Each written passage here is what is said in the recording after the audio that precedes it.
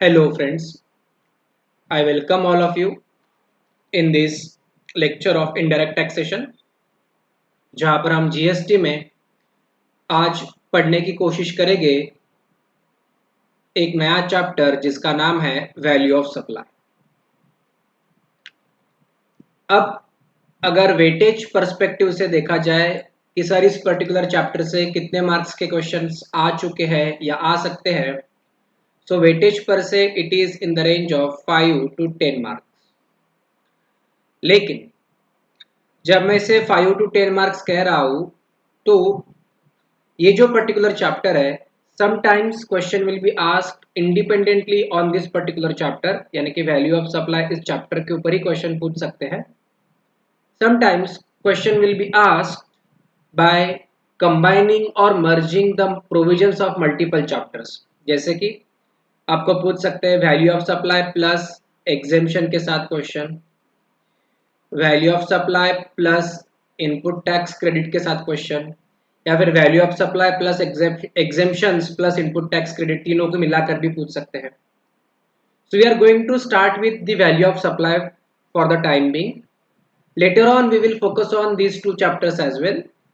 तो ऑटोमेटिकली आपको जब कंबाइन क्वेश्चन पूछा जाएगा तो उसके लिए भी आप रेडी हो जाओगे। मोस्ट ऑफ द केसेस में जब वैल्यू ऑफ सप्लाई सिर्फ इस पर्टिकुलर चैप्टर के ऊपर फोकस करके जब क्वेश्चन पूछा जाता है तो इन जनरल वो 5 मार्क्स का ही होता है और उसे सॉल्व करना भी रिलेटिवली इजी होता है। अब वैल्यू ऑफ सप्लाई ये चैप्टर जब हम पढ़ रहे हैं तो what we are trying to study in this particular chapter. Value of supply chapter जब मैं पढ़ने की बात कहता हूं तो हम लोग इसमें क्या पढ़ने की कोशिश कर रहे हैं। We are trying to find out और we are trying to study the amount on which GST is to be charged. So we are trying to search the taxable value or taxable amount. So हम लोग क्या calculate करने की कोशिश कर रहे हैं, टैक्सेबल वैल्यू और taxable amount. Before we proceed with the technical provisions on the term value of supply, कि इसे कैलकुलेट कैसे करते हैं, ट्रांजैक्शन वैल्यू क्या होता है, वो कब अप्लीकेबल होता है, in what scenarios it is to be done, you are suppose to know the definition of term consideration before beginning of this chapter. Consideration इस वर्ड का डेफिनेशन हम पहले भी पढ़ चुके हैं, इसके ऊपर हम एग्जाम्पल्स भी ले चुके हैं। So I request all of you कि इस वीडियो को आगे कंटिन्यू करने से पहले एटलीस्ट एक बार कंसिडरेशन इस वर्ड का डेफिनेशन को फिर से रीड कर लीजिए।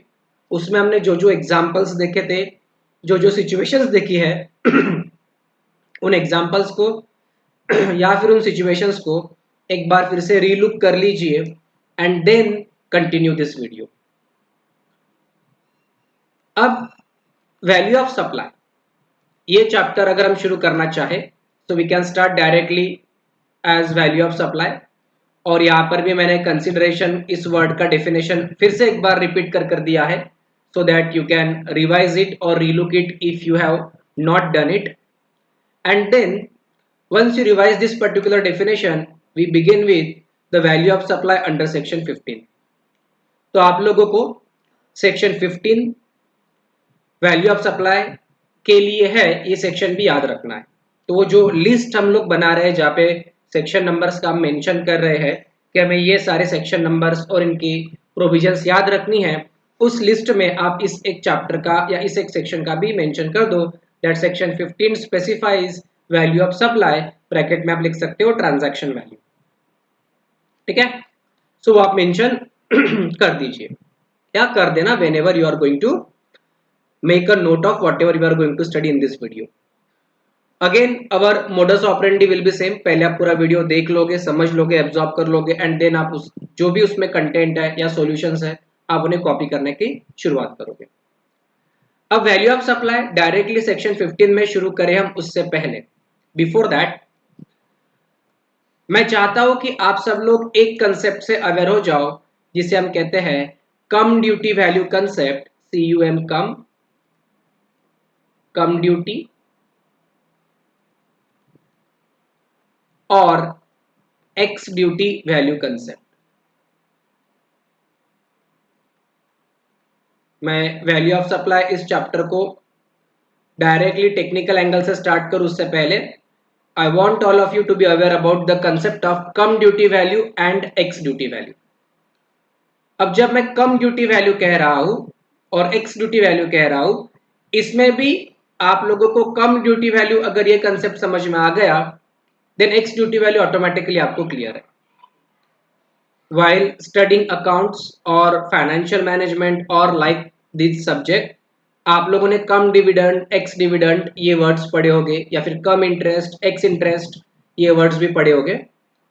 तो वहां पे जो मीनिंग है similar meaning we are going to use here. Now what does this concept exactly mean? Let's try to understand. Generally क्या होता है, लेट अस से कोई एक इनवॉइस अगर इशू करना है और उसमें मान के चलते हैं कि जो हमारा जीएसटी का रेट है, एक हाइपोथेटिकली लेते हैं जीएसटी रेट इज 18%, तो नॉर्मल इनवॉइस कैसे आएगा? ट्रांजैक्शन वैल्यू या फिर base price, TB means transaction value या फिर बेस प्राइस, ये लिखा जाएगा 100। लेट अस से invoice is for 100 rupees only. Add करेंगे इसमें हम जीएसटी, तो 100 पे 18% वो आएगा 18 रुपीज और ऐसे टोटल इनवॉइस बनेगा 118 रुपीज का, which is to be done in general cases और in all the cases. Ideal scenario में ऐसे ही होना चाहिए, ठीक है ना, ऐसे ही होना चाहिए। बट कई बार और many times what happen, invoice value directly 118 दे दिया जाता है जिसमें जीएसटी का सेपरेट ब्रेकअप नहीं प्रोवाइड किया जाता है, और एज अ सप्लायर हम जीएसटी डालना भूल जाते हैं और इनवॉइस वैल्यू डायरेक्टली 100 भी देते हैं। ऐसी सिचुएशंस आती है। अब इस केस में हम लोग ये कम ड्यूटी वैल्यू और एक्स ड्यूटी वैल्यू इन दो कंसेप्ट्स को यूज करते हैं। जब हम वैल्यू ऑफ सप्लाई, जिसे शॉर्ट फॉर्म में हम वॉस कहेंगे, जैसे टाइम ऑफ सप्लाई को टीओएस टॉस कहा, वैसे ही वैल्यू ऑफ सप्लाई को वीओएस वॉस भी कह सकते हैं हम शॉर्ट फॉर्म में for the sake of convenience. So whenever we are solving questions on value of supply, we may encounter concepts like this जहां पे the amount or the value which is given is inclusive of tax.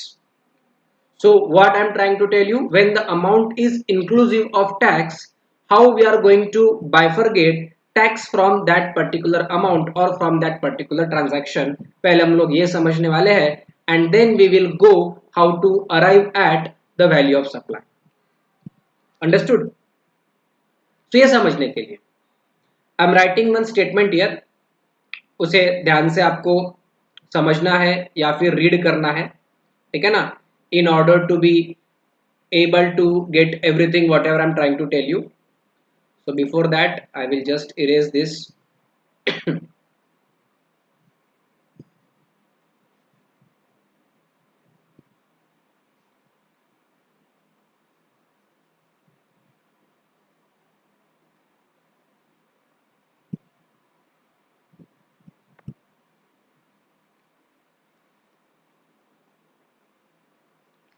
अब हम क्या देखने की कोशिश कर रहे हैं और what we are trying to understand. So I am writing one statement here और वन और टू और more than one statement here, ठीक है। उसके ऊपर ही ये सारे कंसेप्ट्स और ये सारे एग्जांपल्स हम लोग पढ़ने वाले हैं। सो व्हाट वी से, इन केस और व्हेन जीएसटी यानी कि goods and service tax is not charged in invoice or not charged though required or if GST यानी कि tax is charged below or less than applicable rate then amount received or charged will be taken as or considered as inclusive of tax.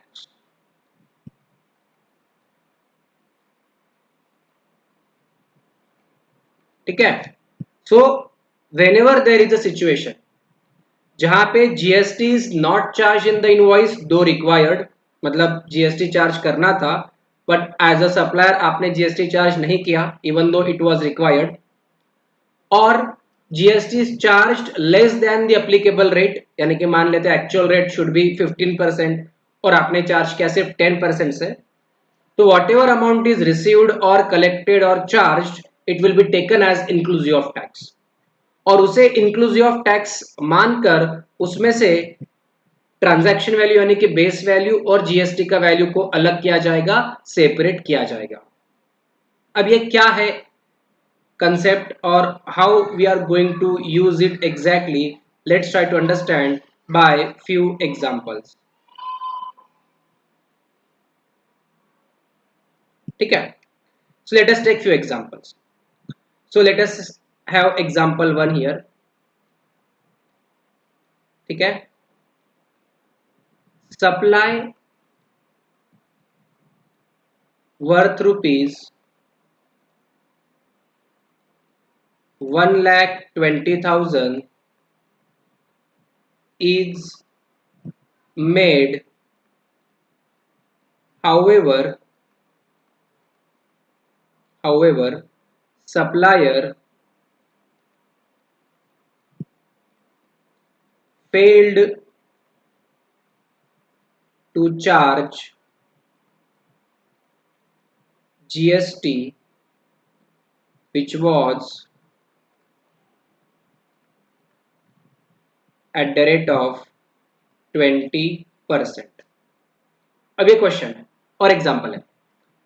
क्या कहा कि एक supply किया गया है which is worth rupees 1,20,000, 1,20,000 रुपए का एक सप्लाई किया गया है और supplier failed to charge GST which was 18%. Right. तो एक सप्लाई हुआ 1,20,000 का और सप्लायर ने जीएसटी चार्ज करना भूल गया और ही failed to charge GST which was applicable at the rate of 20%. Means GST was applicable but not charged. So what does it mean? What we will say? This 1,20,000 ये जो amount है, this amount is inclusive of tax.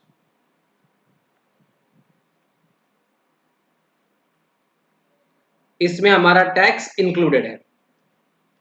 तो whenever this kind of situation arises, तो आप लोग always what you will take or what you will consider, you will always consider base value या फिर आपका transaction value as 100. Base value आप हमेशा क्या पकड़ोगे? 100 पकड़ोगे और प्लस उसमें जीएसटी ऐड करोगे जो भी गिवन रेट दिया रहेगा. अब यहाँ पे जीएसटी कितना है? 20% है. तो 100 पे 20% कितना होगा? 20. तो अमाउंट इंक्लूसिव ऑफ टैक्स कितना होगा? 120. तो इन this case my 120 is amount inclusive of tax. बराबर. तो what I will say 1,20,000 is equals to 120% और 120, और इसका ब्रेकअप ऐसा है my 100 will be the base value and 20 will be the tax और जीएसटी. बराबर. सो देयरफॉर इसीलिए therefore what we will say इसीलिए जीएसटी इक्वल्स टू 1,20,000 का वैल्यू था, डिवाइडेड बाय हम करेंगे 120, मल्टीप्लाई बाय करेंगे हम बाय, हमें जीएसटी पूछा है तो मल्टीप्लाई बाय करेंगे हम बाय 20. सर ये कैसे किया? ये ऐसे किया हमने सिंपल वर्ड्स में 1,20,000 इक्वल्स टू 120. मुझे चाहिए टैक्स विच इज 100, तो 20 कितना क्रॉस मल्टीप्लिकेशन. ठीक है. तो ये कितना आ रहा है, let us try to search और let us try to calculate it. हम इसे कैलकुलेट करने की कोशिश करते हैं। सो व्हाट वी विल से 1,20,000 डिवाइडेड बाय 120 इंटू 20, तो इट कम्स टू हमारा जीएसटी कितना आया, ₹20,000।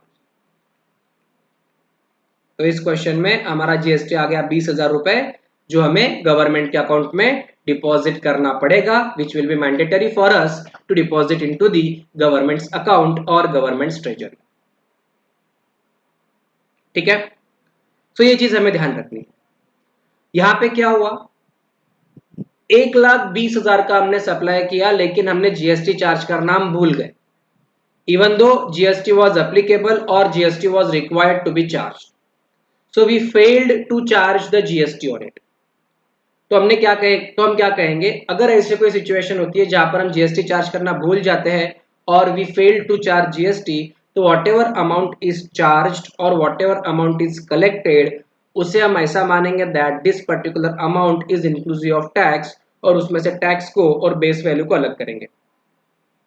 इस क्वेश्चन में जीएसटी आया 20,000 रुपए, किसने बोला how much will be the transaction value और टैक्सेबल वैल्यू और बेस वैल्यू, तो 1,20,000 में से 20,000 जीएसटी था, तो base value will be 1 lakh. या फिर आप इसे इस फॉर्मेट में प्रेजेंट भी कर सकते हो, 1,20,000 डिवाइड बाय 120, और अगर टैक्सेबल वैल्यू या बेस वैल्यू पूछा तो इंटू हम मल्टीप्लाई किससे करेंगे, 100 से करेंगे, जो कि यहाँ पे 20 से किया है। ठीक है, तो ये हो गया पहला एग्जाम्पल जहां पे हम जीएसटी चार्ज करना भूल गए। एक और एग्जाम्पल लेते हैं, लेट्स हैव अनदर एग्जाम्पल। तो example 2,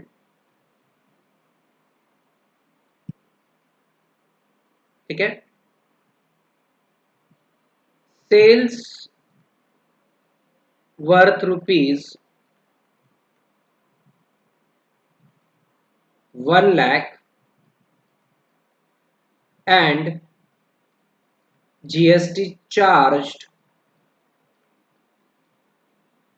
at the rate of, let us say 10%, ₹10,000. Thus, total value equals to ₹1,10,000। ठीक है, 1 लाख का सेल किया और जीएसटी चार्ज किया एट द रेट ऑफ 10%, तो 1 लाख का 10% आएगा 10,000, तो टोटल वैल्यू आ गया 1,10,000। ठीक है, हाउएवर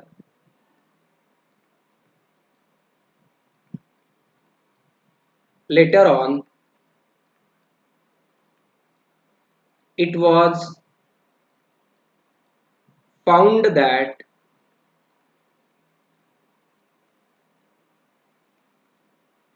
actual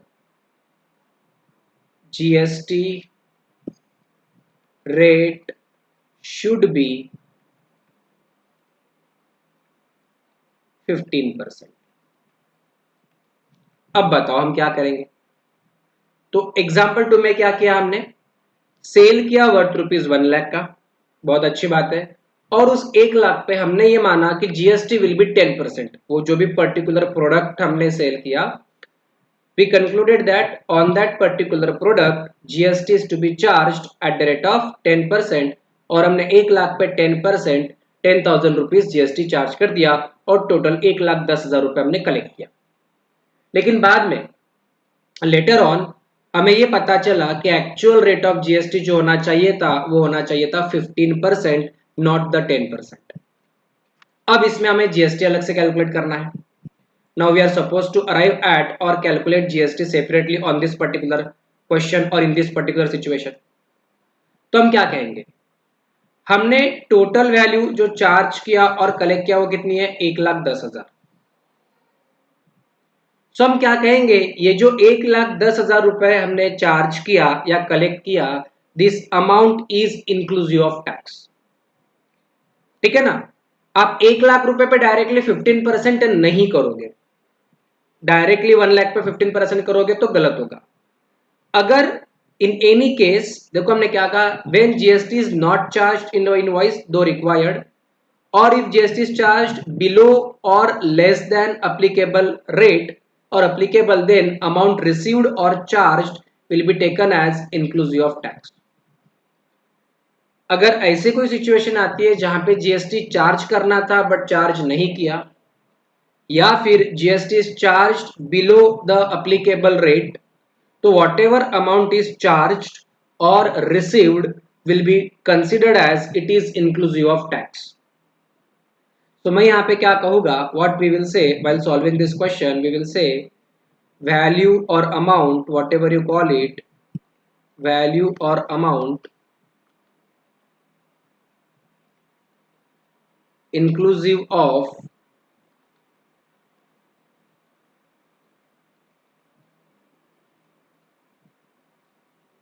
GST यानी कि टैक्स इक्वल्स टू 1,10,000. ठीक है. और मेरे लिए क्या था, जो मेरा बेस वैल्यू था वो था 100 प्लस अप्लीकेबल जीएसटी रेट कितना होना चाहिए था, 15% होना चाहिए था. तो 100 पे 15% कितना आएगा, 15. तो ये कितना होगा, 115.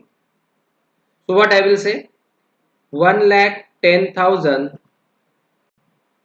So we will say rupees 1,10,000 equals to 115. और इसका ब्रेकअप ऐसा है कि मेरा जो ट्रांजैक्शन वैल्यू या फिर base value is 100 and my tax और जीएसटी इज 15.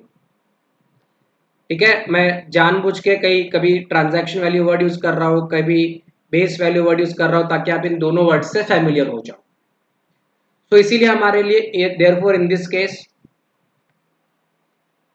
जीएसटी कितना आएगा, GST equals to rupees 1,10,000.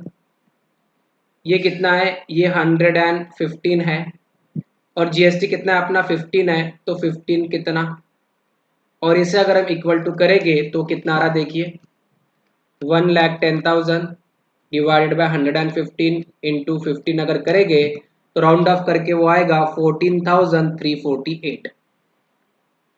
So it will B rupees 14,348.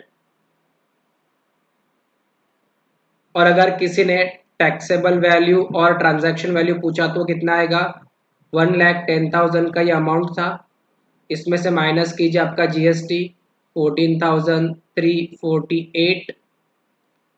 तो वो कितना आएगा देखिए, 1,10,000 minus 14,348, it will B 95,652.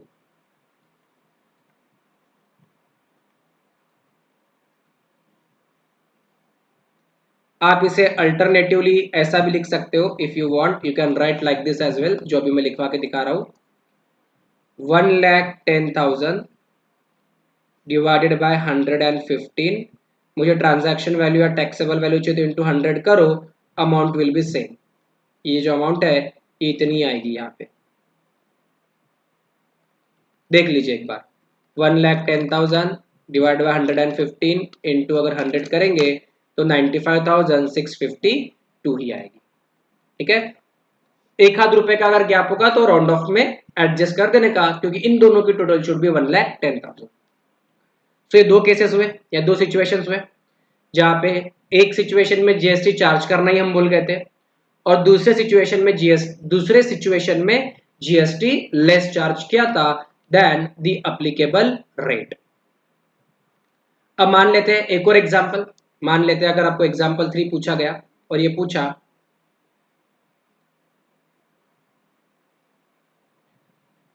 Sales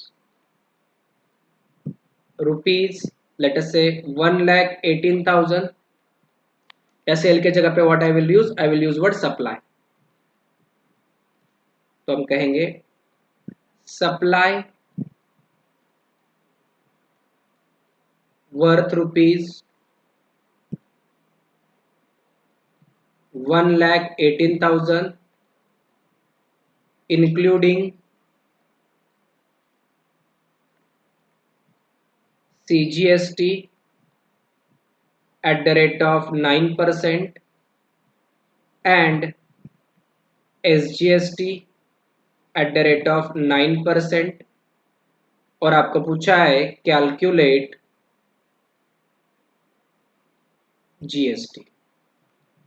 तो क्या कहा है, एक सप्लाई किया है आपने वर्थ रुपीज 1,18,000 और कहा है ये 1,18,000 rupees are including CGST at the rate of 9% and SGST at the rate of 9%, और आपको बोला है कैलकुलेट GST। सिंपल सा या छोटा सा क्वेश्चन है। अब इस क्वेश्चन में हम GST किस तरीके से कैलकुलेट करेंगे और how we are going to arrive at GST, let us try to find it out. तो हमारे लिए GST कितना है देखिए, तो टोटल GST इक्वल्स टू 9% का हमारा CGST है प्लस 9% का हमारा SGST है, तो इक्वल्स टू कितना है 18%। ठीक है, 9% का हमारा क्या है CGST है और 9% का क्या है SGST है, तो टोटल कितना हो गया हमारा GST 18%। तो इसीलिए हम क्या कहेंगे, therefore what we will say, therefore rupees 1,18,000 equals to 118। ये 118 कैसे निकाला है सर, 100 प्लस 18 अगर करेंगे तो 118 आएगा। सो देयरफॉर इसीलिए GST equals to 1,18,000 divided by 118 into 18 अगर हम करेंगे तो ये कितना आता देख लीजिए एक बार, 1,18,000 डिवाइडेड बाय 118 इंटू अगर हम 18 करेंगे इट कम्स टू 18,000 रुपीज। तो ये आया रुपीज 18,000। लेकिन सिर्फ 18,000 से तो कुछ नहीं होता, उसने तो आपको CGST 9 बताया, SGST 9 बताया है, मतलब CGST भी इक्वल है और SGST भी इक्वल है। तो 18,000 को दो इक्वल हिस्सों में अगर हम ब्रेक करेंगे तो it will be CGST as rupees 9,000 and SGST as rupees 9,000।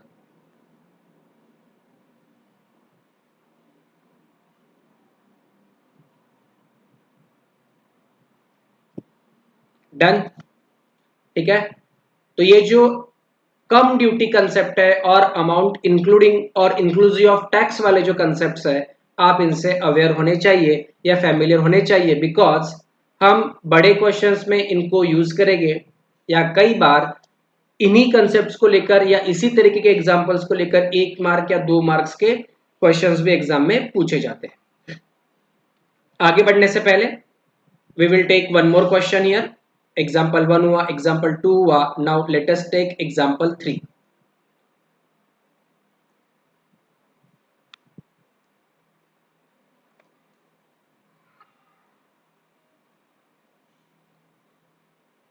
Example 1 हुआ, 2 हुआ, 3 हुआ और example 4।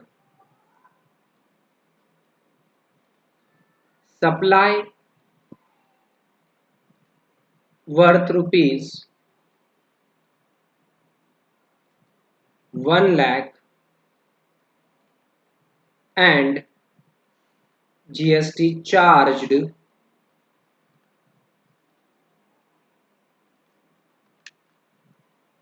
at the rate of 20%, rupees 20,000।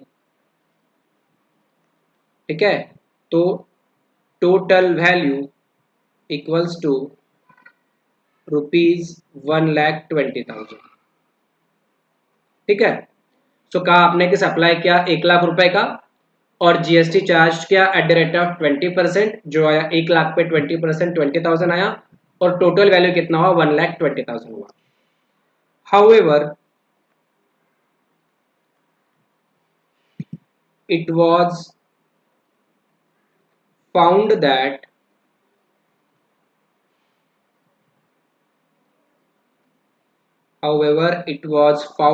that actual GST rate, जो एक्चुअल में GST रेट चार्ज करना चाहिए था, should be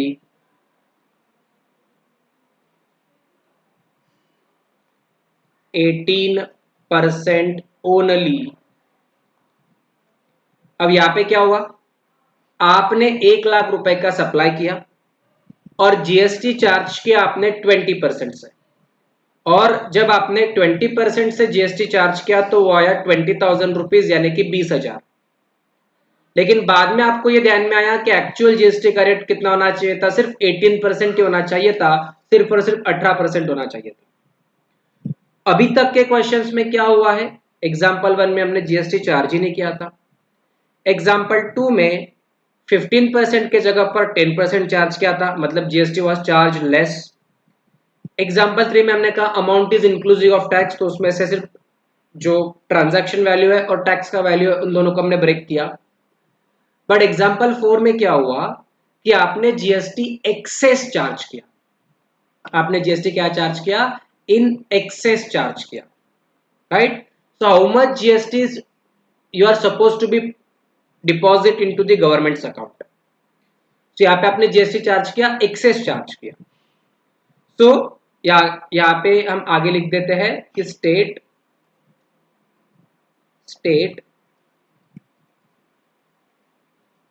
GST to be paid और डिपॉजिटेड। आपको ये बताना है कि आप कितना जीएसटी पेड करोगे या डिपॉजिट करोगे।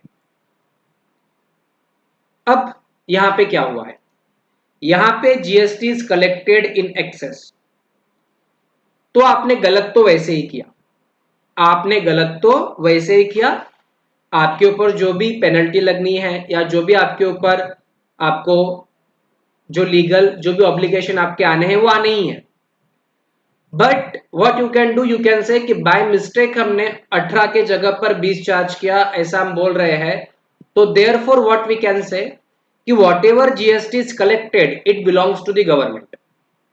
या तो आप ये क्या एक काम करो, ये जो 18% के जगह पर 20% चार्ज किया, ये जो 2% आपने एक्सेस कलेक्ट किया वो आप अपने कस्टमर को या कंज्यूमर को रिटर्न करो, या फिर what ever GST you have collected इसे आप गवर्नमेंट के अकाउंट में और गवर्नमेंट के ट्रेजरी में डिपॉजिट कर दो। तो इसलिए हम क्या कहेंगे कि GST to be deposited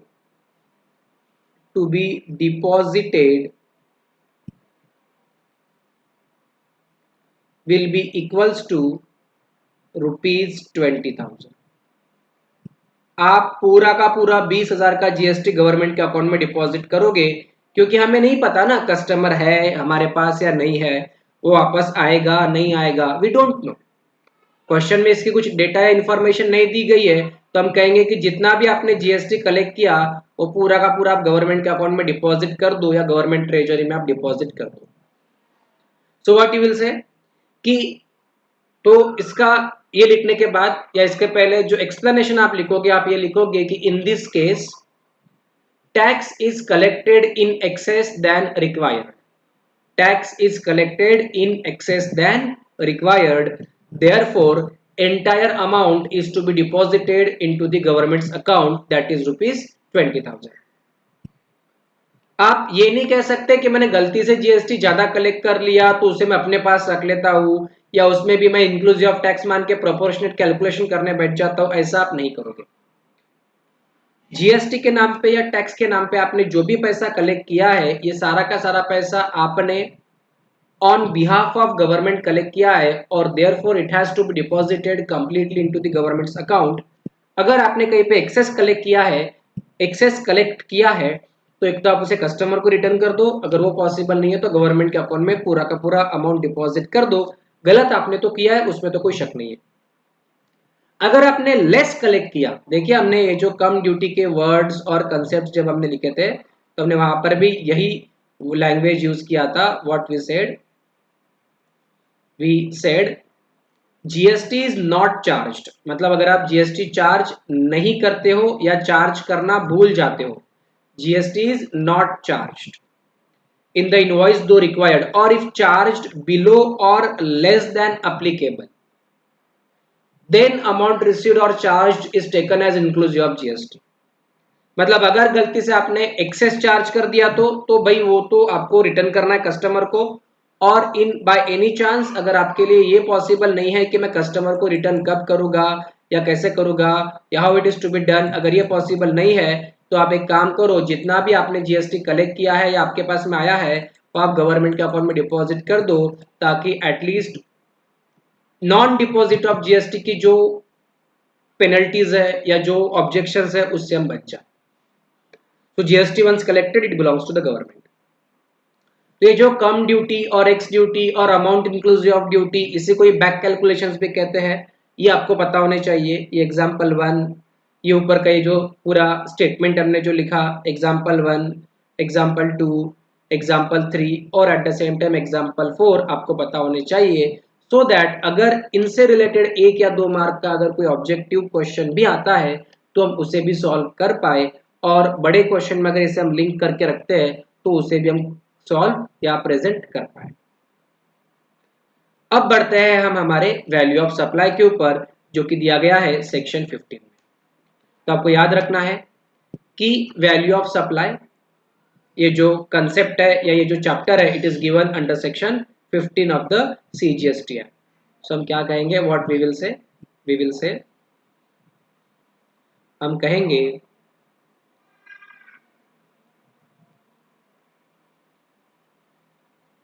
value of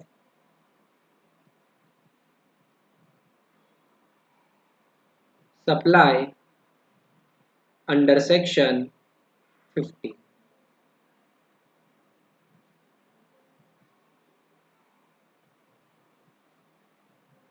ठीक है, तो अंडर सेक्शन 15 में हमारा जो वैल्यू ऑफ सप्लाई होगा वो होगा ट्रांजैक्शन वैल्यू,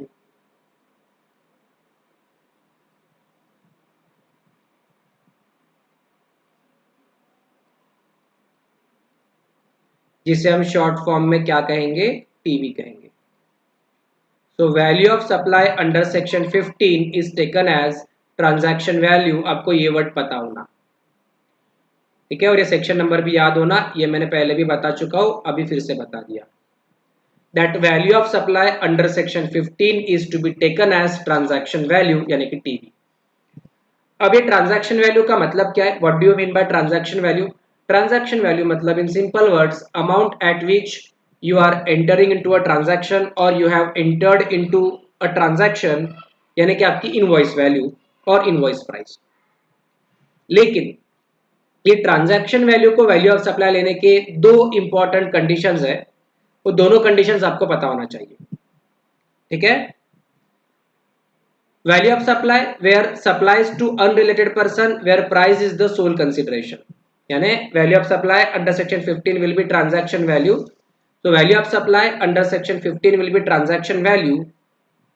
यहाँ पे एक वर्ड दिया है ट्रांजैक्शन वैल्यू का, ही देखिए, it will be a transaction value provided that supply is between 2 persons, those are not related, who are not related to each other, and price is the sole consideration, right? So value of supply under section 15 will be transaction value provided that ये transaction value रहेगा provided that ये जो transaction आप enter कर रहे हो it is between unrelated persons और unrelated parties.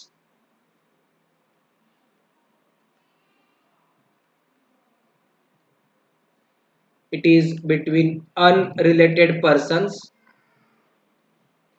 जो भी आप ट्रांजैक्शन एंटर कर रहे हो it is between 2 unrelated persons, यानी कि supplier and recipients are not related parties, and price is the sole consideration, यानी कि जो अमाउंट पे आप ट्रांजैक्शन एंटर कर रहे हो या इनवॉइस में जो प्राइस दिखाई है दैट प्राइस इटसेल्फ और that price is only the consideration. मतलब कहीं पर कुछ ऐसा नहीं है कि बोला गया है कि इनवॉइस में मान लेते हैं मैं आपको 1 लाख रुपया दे रहा हूं प्लस मैं आपको अलग से 20,000 रुपीज और दूंगा या 20,000 रुपये और दूंगा या रॉ मटेरियल में सप्लाई करूंगा या कुछ और चीजें मैं आपको और दूंगा या काइंड में मैं आपको कुछ पैसा दूंगा। मान लेते हैं ट्रांजैक्शन में ऐसा कहा कि आप मुझे सेल करो 1,00,000 रुपए में, प्लस मैं आपको 1,00,000 रुपए में आप मुझे सेल कर रहे हो तो मैं आपको 1,00,000 रुपए की कैश दूंगा, इसके अलावा मैं आपको इन काइंड कुछ गुड्स भी दूंगा। तो यहाँ पे price is not the sole consideration, right. So value of supply under section 15 will be transaction value provided that जो ट्रांजैक्शन आप एंटर कर रहे हो it is between two unrelated persons और two unrelated parties and your price is the sole consideration. So transaction should be between two unrelated parties, यानी कि supplier and recipient should be unrelated parties and price should be the sole consideration. लेकिन इतना आसान नहीं है। ये transaction value में कुछ चीजें इंक्लूड भी होती है और कुछ चीजें एक्सक्लूड भी होती है। There are some things to be included in the transaction value and some things to be excluded from transaction value. Let us try to understand what it is. अब मैं आगे बढ़ने से पहले कुछ चीजें बता दूं कि जो भी प्रोविजंस और जो भी चीजें हम लोग पढ़ रहे हैं अभी, ये आपको क्लियर तभी होगी जब हम इसके ऊपर प्रैक्टिकल क्वेश्चंस करना शुरू करेंगे तब। तो अभी आपको सिर्फ इनको एब्जॉर्ब कर लेने का है, इनको सिर्फ सुन लेना है, और प्रैक्टिकल में जब हम इनको अप्लाई करना स्टार्ट करेंगे तब ऑटोमेटिकली आपको समझ में आ जाएगा कि why we said like this while studying the transaction value concept and why we are doing like this while doing the practical questions. ठीक है ना, जो इस चैप्टर में ही करेंगे हम। ठीक है, सो हमने क्या कहा, inclusions in the transaction value. ऐसे कौन सी चीजें हैं जो ट्रांजैक्शन वैल्यू में इंक्लूड की जाएगी, यानी कि आपकी इनवॉइस प्राइस में ऐड की जाएगी। ठीक है, तो आपका ये जो ट्रांजैक्शन वैल्यू है it will include any taxes, duties, fees और charges levied under any statute other than GST, if charge separately. ठीक है, तो ट्रांजैक्शन वैल्यू में हम ट्रांजैक्शन वैल्यू पढ़ रहे हैं, इसमें सर दो बड़े बड़े चीजें हैं या दो फंडामेंटल चीजें जो अभी हमें ध्यान रखनी है सर। क्या क्या है सर वो? सो ये ट्रांजैक्शन वैल्यू में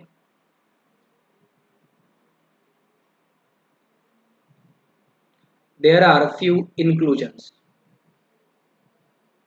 बराबर है। सो ट्रांजैक्शन वैल्यू इंक्लूड्स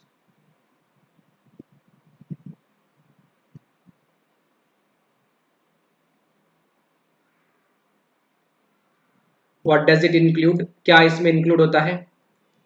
तो पहला A, any kind of taxes और ड्यूटीज और cess other than under GST law. मतलब मान लेते हैं आपने किसी को कुछ प्रोडक्ट सेल किया, और वो जो सेल किया आपने कहा कि भाई इसका प्राइस रहेगा 100, प्लस मैं आपसे म्युनिसिपल टैक्सेस के नाम पर 20 रुपीज और कलेक्ट करूंगा, तो ऐसे टोटल 120 है। तो ये जो 20 रुपए का जो म्युनिसिपल टैक्स लिया जा रहा है, दीज आर टैक्सेस, ड्यूटीज और cess levied under any law other than GST law. तो आप ये 20 को भी इंक्लूड करोगे आपके ट्रांजैक्शन वैल्यू में, और GST will B charge on ₹120। ठीक है ना, मतलब जीएसटी लॉ के अलावा किसी भी लॉ के अंदर में अगर कोई ड्यूटीज, टैक्सेस, फीस और सेस अगर लेवी की जा रही है, then it will be included और it will be added in your transaction value while calculating GST. तो पहला हो गया एनी टैक्सेस, ड्यूटीज और फीस चार्ज और लेविड अंडर एनी लॉ और statute other than CGST act, SGST act और compensation cess. तो शॉर्ट फॉर्म में जीएसटी लॉ के अलावा किसी भी लॉ के टैक्सेस अगर आप आपके रिसिपिएंट से सेपरेटली कलेक्ट कर रहे हो तो उसे ऐड करके, उसे इंक्लूड करके जो वैल्यू आएगा उसके ऊपर आप जीएसटी चार्ज करोगे। ठीक है, देन इसके अलावा और क्या आएगा? पेमेंट टू थर्ड पार्टीज, यानी कि अगर सप्लायर के बिहाफ पर रिसिपिएंट किसी थर्ड पार्टी को पेमेंट कर रहा है, सप्लायर के बिहाफ पर रिसिपिएंट अगर किसी थर्ड पार्टी को कुछ पेमेंट कर रहा है, then this amount will again be included in calculating or while arriving at transaction value. So any amount that supplier is liable to pay but which has been incurred by the recipient of the supply and not already included in price. So A हो गया ये, B कहेंगे हम amount paid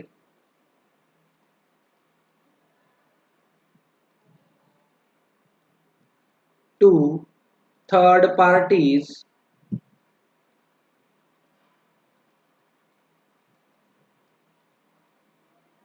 on behalf of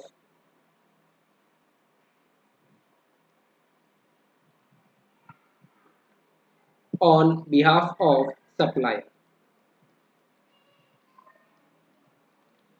जैसे मान लेते हैं एक सप्लायर है और एक रिसिपिएंट है। सप्लायर और रिसिपिएंट के बीच में जो ट्रांजैक्शन हुआ लेटेस्ट से वो हुआ है 2 लाख रुपए के लिए। तो ट्रांजैक्शन इज फॉर 2 लाख के जगह पे मैंने 20 लाख लिख दिया, तो ट्रांजैक्शन इज फॉर से ₹20 लाख। यहां तक के तो ठीक था। सप्लायर ने रिसिपिएंट को क्या कहा कि आप मेरे भी आप पे एक थर्ड पार्टी है, इसे आप 8 लाख रुपीस और पे करो। मेरे भी आप पे ये जो एक थर्ड पार्टी है इसे आप 8 लाख रुपीस और पे करो। तो ये जो 8 लाख रुपीस रिसिपिएंट पे कर रहा है to the third party on behalf of supplier because of this particular transaction, ये 8 लाख रुपीस भी इसमें ऐड किया जाएगा और GST will be charged on ₹28 lakh. GST will be charged on ₹28 lakh. तो अगर रिसिपिएंट किसी थर्ड पार्टी को सप्लायर के बिहाफ पे कुछ पेमेंट कर रहा है, रिसिपिएंट अगर थर्ड पार्टी को सप्लायर के बिहाफ पे कुछ पेमेंट कर रहा है which is on account of this particular supply, तो वो अमाउंट भी आपको इंक्लूड करना है इन your transaction value while calculating or arriving at GST. Then any kind of incidental expenses such as commission, packing or any other kind of charges, those are collected separately. Those are collected separately. So A हो गया, B हो गया और C हम कहेंगे any kind of incidental expenses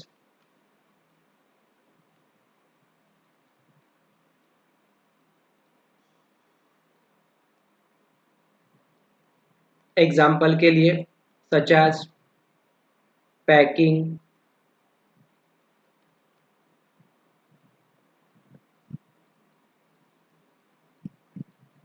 और commission,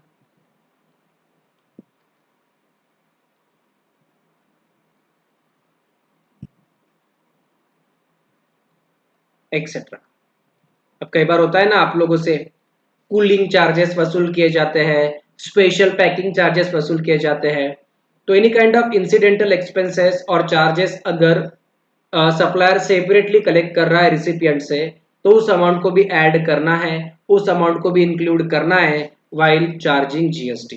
तो GST charge करते समय हमें उस अमाउंट या उस वैल्यू को भी इंक्लूड करना चाहिए या इंक्लूड करना जरूरी है। Then interest on late fees और penalty for delayed payment of consideration, ये तो हमने टाइम ऑफ सप्लाई में भी पढ़ा है कि अगर पेमेंट डिलेड होता है या लेट होता है तो उसके लिए इंटरेस्ट और पेनल्टी चार्ज की जाती है, तो उसे भी हमें इंक्लूड करना है वाइल चार्जिंग जीएसटी और while arriving at transaction value. तो हम यहाँ पे क्या लिखेंगे, interest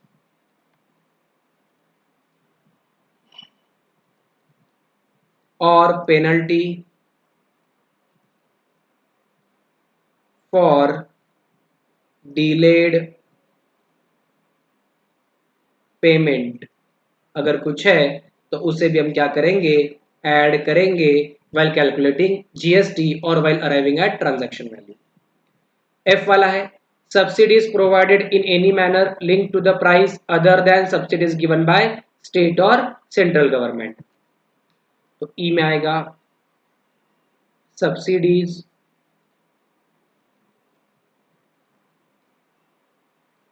linked to price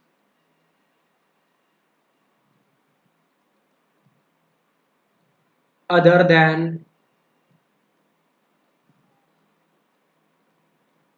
by central government और स्टेट गवर्नमेंट। यानी कि सेंट्रल गवर्नमेंट और स्टेट गवर्नमेंट की अगर सब्सिडी है तो उसे ट्रांजैक्शन वैल्यू में इंक्लूड नहीं करना है।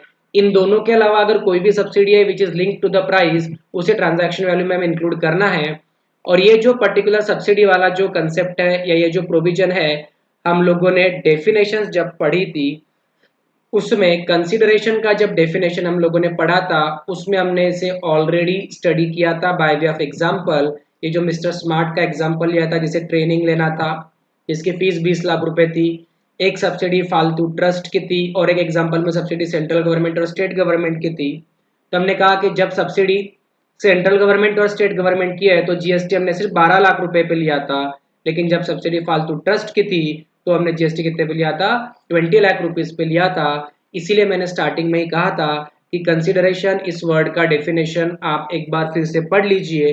वहां पर हमने जो भी एग्जांपल्स यूज किए हैं उन एग्जांपल्स को एक बार फिर से गो थ्रू कर लीजिए या फिर से देख लीजिए। Right, so I am not going to take that example again here. Okay, जब हम प्रैक्टिकल्स करेंगे तब हम ये सारी चीजों को अप्लाई करने ही वाले हैं एनीवेज। सो एनीवेज वहां पर ये क्लियर हो ही जाएगा। तो ये कुछ इंपॉर्टेंट इंक्लूजन है इन द ट्रांजैक्शन वैल्यू। तो ट्रांजैक्शन वैल्यू में क्या क्या इंक्लूड होता है, टैक्सेस, ड्यूटीज, सेस एक्सेट्रा। और यहाँ पे याद रखना है अदर देन करके एक वर्ड यूज किया है, यानी जीएसटी लॉ के अंदर में अगर कोई टैक्सेस, ड्यूटी और सेस चार्ज किया जाता है तो उसे हम इंक्लूड करते नहीं है while charging GST.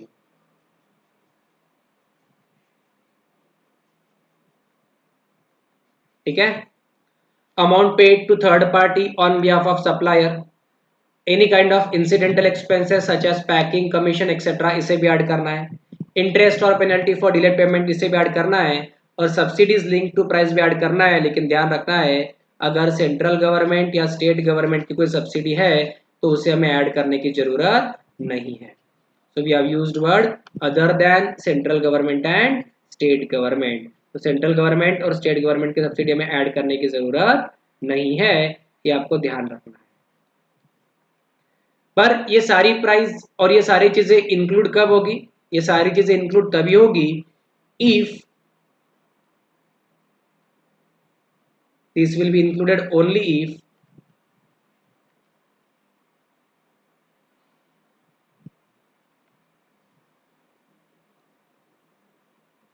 if charged separately।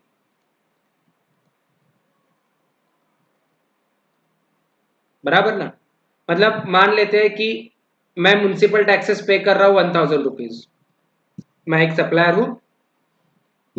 हूं, आप रिसिपियंट हो। मैं म्युनिसिपल टैक्सेस पे कर रहा हूं, मान लेते हैं 1000 रुपीज। अगर मैं आपसे ये सेपरेटली चार्ज करके अगर कलेक्ट करूंगा तो ही इसे इंक्लूड करने का सवाल आएगा। अगर मैं इसे आपसे सेपरेटली कलेक्ट नहीं कर रहा हूं तो उसके ऊपर जीएसटी का सवाल तो आएगा नहीं। फिर वो जो म्युनिसिपल टैक्स मैं पे कर रहा हूं वो मेरा एक्सपेंडिचर हो गया, उससे आपको कोई प्रॉब्लम होना नहीं चाहिए। So this is what inclusion say, right. So inclusion में एक मेजर क्या क्या है, टैक्सेस, ड्यूटीज और cess otherwise than levied under GST law, amount paid to third parties on behalf of supplier, any kind of incidental expenses such as packing, commission, etc., interest penalty for delayed payment, and subsidies linked to price other than by central government and state government if these are charged or collected separately। अब हम पढ़ेंगे what are the exclusions from transaction value, यानी ऐसे कौन सा amount है जिसे include नहीं करना है while charging GST। So our transaction value excludes few things। कुछ चीजें तो यहाँ पे ऑलरेडी दी गई है आपको, taxes levied under GST law जैसे कि सीजीएसटी, एसजीएसटी, आईजीएसटी और कंपेंसेशन सेस, राइट। सो ट्रांजैक्शन वैल्यू एक्सक्लूड्स में पहला टैक्सेस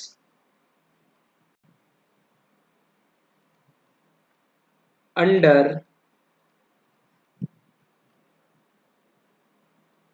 जीएसटी लॉ, यानी कि जीएसटी लॉ में जो भी टैक्सेस लेवी की जाती है, जैसे कि है सीजीएसटी और एसजीएसटी और आईजीएसटी और compensation cess etcetera.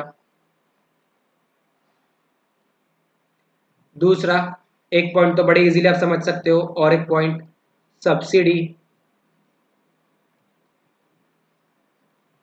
Bye central government और स्टेट गवर्नमेंट, इसे भी इंक्लूड नहीं करना है व्हाइल चार्जिंग द जीएसटी। तो एक्सक्लूजन्स क्या है फ्रॉम ट्रांजैक्शन वैल्यू? तो एक्सक्लूजन्स में पहले सीजीएसटी, एसजीएसटी और कॉम्पेंसेशन सेस एक्सेट्रा, ठीक है ना।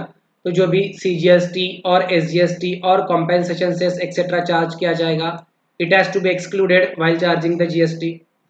Subsidy is not directly linked to price और subsidy is given by centre और स्टेट गवर्नमेंट। और एक और वर्ड है डिस्काउंट। एक और वर्ड क्या है? Discount, right. अब डिस्काउंट वर्ड को हमको ध्यान से समझना है। We need to understand this discount word very carefully. अब एक्सक्लूजन्स में क्या आता है? डिस्काउंट नाम का एक चीज आता है। ये जो ए एंड बी और subsidy is not link to price वाले जो चीजें हमने देखी है, A B and C which is subsidy not link to price, ये ऑलरेडी इंक्लूजन्स जब हमने पढ़ा तभी हमने ऑटोमेटिकली देख लिया है। So you must be aware with this that कि ये सारी चीजें एक्सक्लूड होगी। But there is one more important word which is known as discount. पहले हम लोग इसे पढ़ लेते हैं, फिर मैं इसे एक्सप्लेन करता हूं। तो डिस्काउंट यहाँ पे दो टाइप्स के हैं। एक पहला है डिस्काउंट अलाउड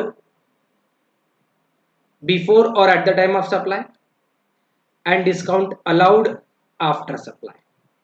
यानी एक ऐसा डिस्काउंट विच इज गिवन और provided eight the time of supply और बिफोर द सप्लाई। सप्लाई करते समय या सप्लाई होने के पहले ही आपने डिस्काउंट दे दिया। और एक ऐसा डिस्काउंट है that is allowed after supply, यानी कि सप्लाई होने के बाद आपने डिस्काउंट दिया। तो एक discount which is given at the time of supply और बिफोर द सप्लाई, एक discount which is given after supply, supply होने के बाद। So if discounts that are allowed before और at the time of supply and shown in the invoice they are reduced while calculating transaction value. So let us search this or let us try to understand this discount. तो exclusions में एक और नाम है discounts करके।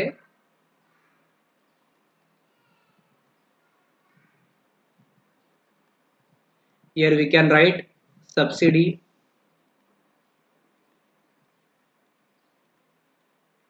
not linked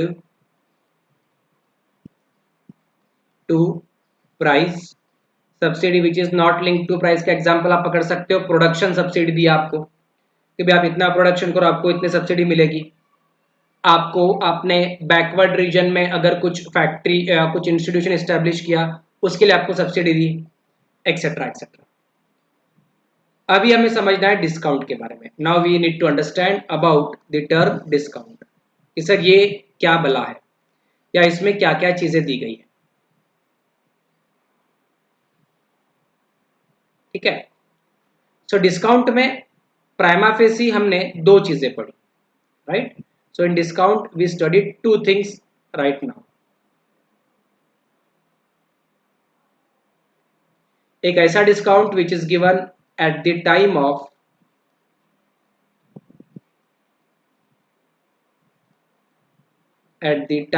of और before supply.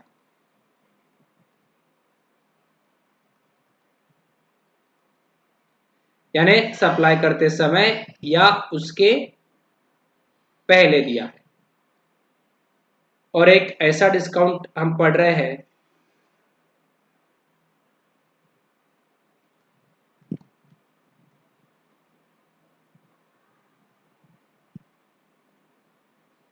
which is given after supply।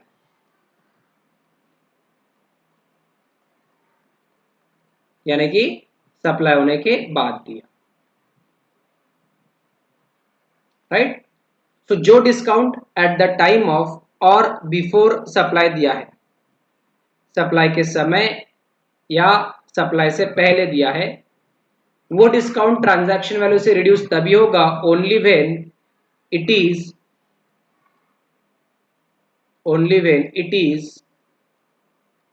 indicated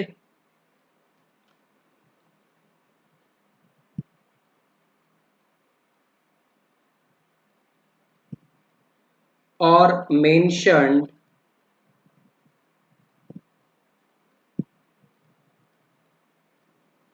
in invoice।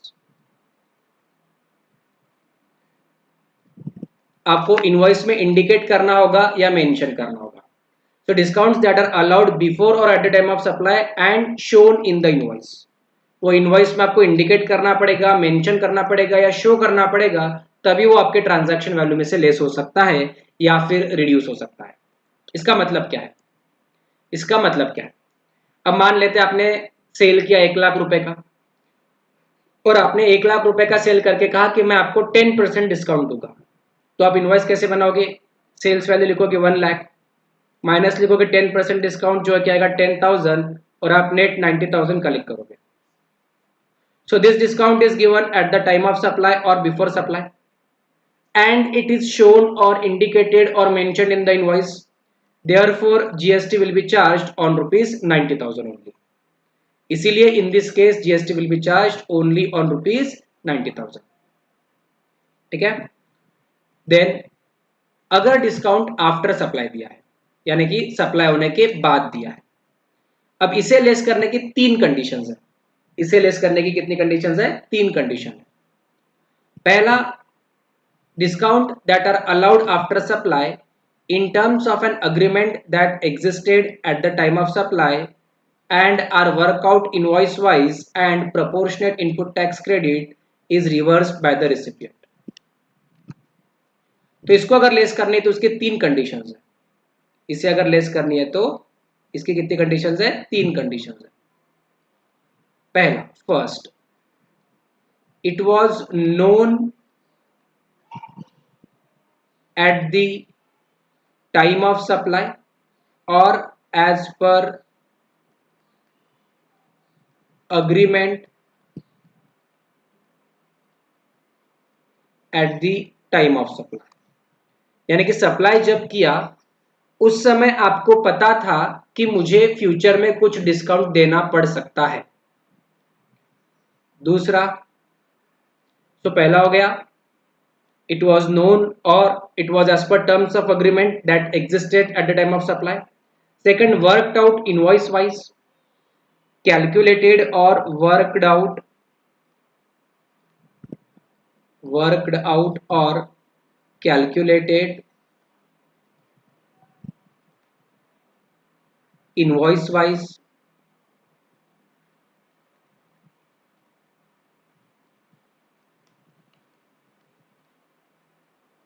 ठीक है। ये कंडीशंस एंड वाली है सारी। And condition number C, proportionate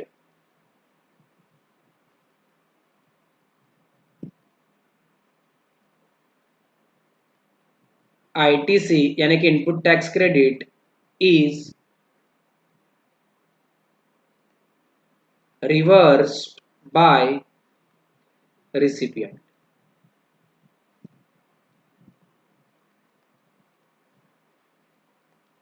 ठीक है। अब इन तीनों कंडीशंस को हम समझने की कोशिश करते हैं। Now let's try to understand this by way of an example. मान लेते हैं मैं एक प्रोडक्ट को सेल कर रहा हूं, so I am selling this particular product. ठीक है। लेट अस से मैं क्रिकेट बॉल्स को सेल कर रहा हूं, और मैंने एक स्कीम बनाई कि अगर किसी भी मंथ में किसी ने भी मुझसे 1000 बॉल्स अगर परचेस किया, देन मैं आपको 10% डिस्काउंट दूंगा। अगर किसी भी एक महीने में आपने अगर मुझसे 1000 बॉल्स परचेस किए तो मैं आपको 10% डिस्काउंट दूंगा। अब कोई एक पर्सन है, मान लेते हैं हम लोग बात कर रहे हैं for the month of April की, हम लोग अप्रैल महीने की बात कर रहे हैं।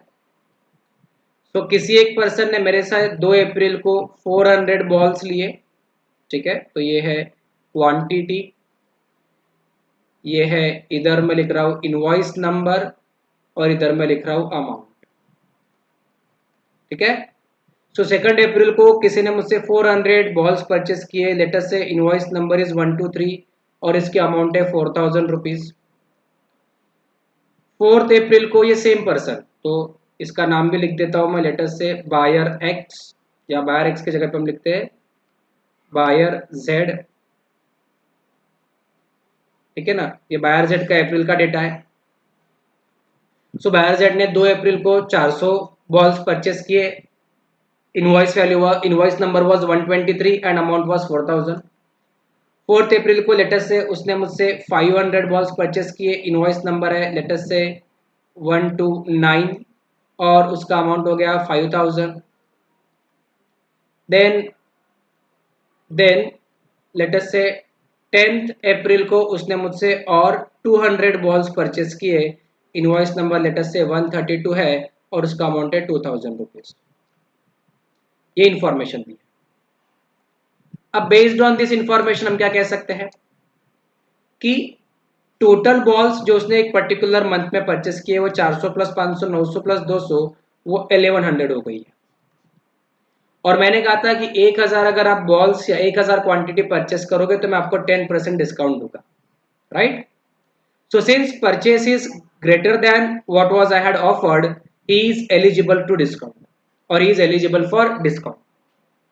But this discount is given after supply, क्योंकि 400 क्वांटिटी भी मैंने सप्लाई कर दिया है, 500 क्वांटिटीज भी मैंने सप्लाई कर दिया है, 200 क्वांटिटीज भी मैंने सप्लाई कर दिया है। So this particular discount is given after the supply, यानी कि सप्लाई होने के बाद हमने दिया है, तो इसे डिस्काउंट तो मिलना चाहिए अकॉर्डिंग टू स्कीम। बट सवाल ये है क्या ये डिस्काउंट मेरे वैल्यू ऑफ सप्लाई को कुछ इंपैक्ट करेगा क्या, इस क्वेश्चन का हमें जवाब ढूंढना है। Whether this particular discount will impact our value of supply, या ये डिस्काउंट वैल्यू ऑफ सप्लाई से रिड्यूस होगा क्या। तो सबसे पहला क्या है, it is given after supply. 3 conditions है, देयर आर 3 कंडीशंस।